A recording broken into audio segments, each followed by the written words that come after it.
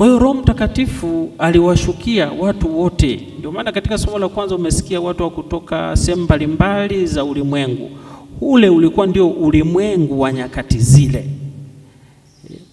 Tungeweza kusema hivi kuwa kama leo hivi tungeweza kusema hivi kuwa Roho Mtakatifu aliwashukia watu wote duniani kwa wakati. Lakini hawa watu waliokuwa wamekwenda kule Yerusalemu na wamekwenda kwa ajili ya kumshukuru Mungu, kwa ajili ya kutoa hiyo zawadi na shukrani yao ya mazao, walitoka sehemu zote ambazo ulitambulika kama ulimwengu wa nyakati hizo, na Roho Mtakatifu akawashukia wakati huo.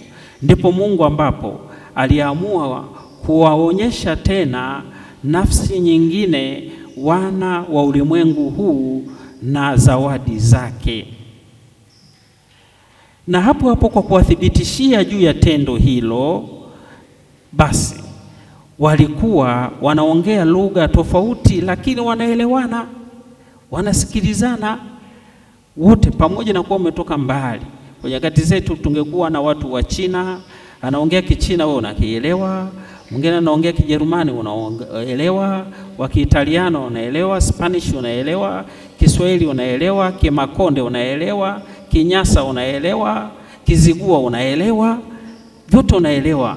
Sasa hili lilikuwa ni onyesho la kwanza la pekee la Mungu kwa ulimwengu huu, kuwa haya yote yanawezekana na Mungu ndiye anayeyatenda.